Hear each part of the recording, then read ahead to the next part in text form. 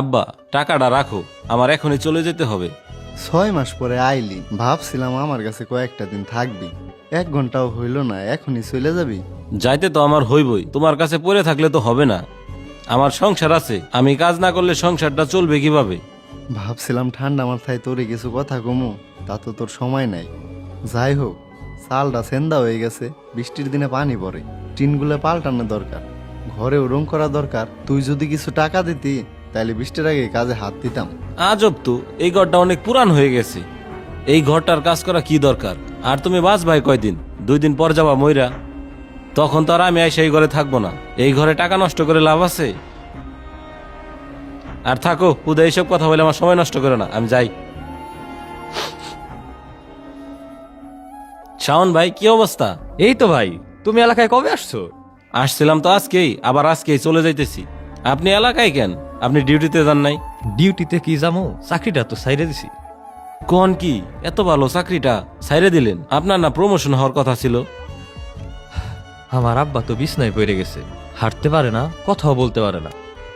তোমার ভাবি তো একা সামলায় সারতে পারে না, তাই আব্বার দেখাশোনা করার জন্য আমার চাকরিটা ছাড়তে হয়েছে। দরকার পড়লে হসপিটালে রাখতেন, একজন লোক রেখে নিতেন, তাই বলে আপনি এত ভালো চাকরিটাই ছেড়ে দিবেন?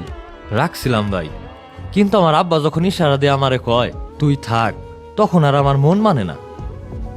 জানো ভাই, একদিন তোমার ভাবি রান্না করতেছিল, আমি আইসে দেখি কি আব্বা মেঝেতে পড়ে রইছে। হয়তো আমারে কত ডাকছে, কিন্তু আমি তো ছিলাম না। সেই দিন আমি বুঝতে পারছি ভাই, চাকরি গেলে হয়তো আমি আবার পামু, কিন্তু আব্বা যদি চলে যায় আর কোনোদিন পামু না। কিন্তু আপনার ভবিষ্যৎ, আপনার ভবিষ্যতের জন্য আপনার ভয় লাগে না? ভয় লাগে, প্রচুর ভয় লাগে, কিন্তু আব্বা যখন আমার হাতটা ধরে, একটা ভরসার চাহনি দিয়ে আমার দিকে তাকায়, তখন যে শান্তি পাওয়া যায় তা পৃথিবীর কোনো চাকরির বেতনেই পাওয়া যায় না। শাওন ভাইয়ের বাবার কি মুমূর্ষু অবস্থা, তাও তার বাবার জন্য কত চিন্তা করে, কত সেবা করে।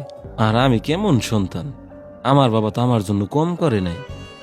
শামীম ভাই, ভাবি তো মারা গেল মোটামুটি অনেকদিন হইল, তাই এখন একটা বিয়ে শাদী করা যায় না? না রে ভাই, আমি আর বিয়ে শাদী করুম না। আল্লাহ আমার এটা পোলা দিছে, ওর ভবিষ্যতের কথাই আমি চিন্তা ভাবনা করতেছি। এখন আমি অন্য একটা মেয়ে বিয়ে করে আনুম, ও আমার পোলারে দেখবো কি না দেখবো, আমার পোলারে নিয়ে আমার অনেক স্বপ্ন। আব্বা, বাজার থেকে তোমার জন্য একজোড়া জুতা আনছে, দেখা তো তোমার পছন্দ হয় নাকি? আব্বা, জুতা তো অনেক সুন্দর, কিন্তু তোমার জন্য জুতা নাই। আব্বা, আমার তো নতুন জুতা আছেই, আমার আবার জুতা লাগবো কে? আব্বা, মিছে কথা কাউকে, তোমার তো কোনো জুতাই নাই, নিজের জন্য না কিনা শুধু আমার জন্য কিনো। বাজান রে, আমার লাগবো না, আমার সবকিছু তো তোর লেগেই।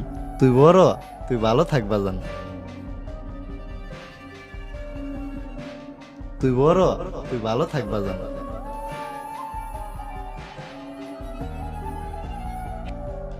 আব্বা, কিরে বাজান, তুই না চলে গেলি, আবার ঘুরে এলি? রাস্তায় কোনো অসুবিধা হয়েছে নাকি? তোর কি খারাপ লাগতেছে? বয় নে। আব্বা তুমি অস্থির হইও না, এটি রাখো। কি হয়েছে রে বাজান, তুই আবার ঘুরে এলি?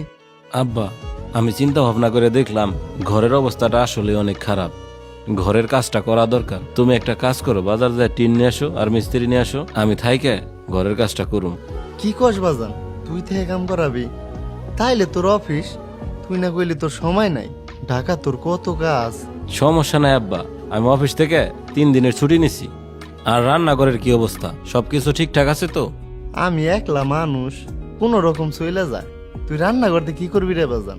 তোমার বৌমা আসতেছে, এখন থেকে ও রান্না করবে, তাই সবকিছু ঠিকঠাক করা লাগবে না? আর বৌমা আসতেছে আমাকে বাড়ি, আর ও রান্না করবো? হ আব্বা, তোমার বৌমা আর নাতি অলরেডি রওনা দিচ্ছে, এখন থেকে সবাই আমরা একসাথে গ্রামেই থাকবো।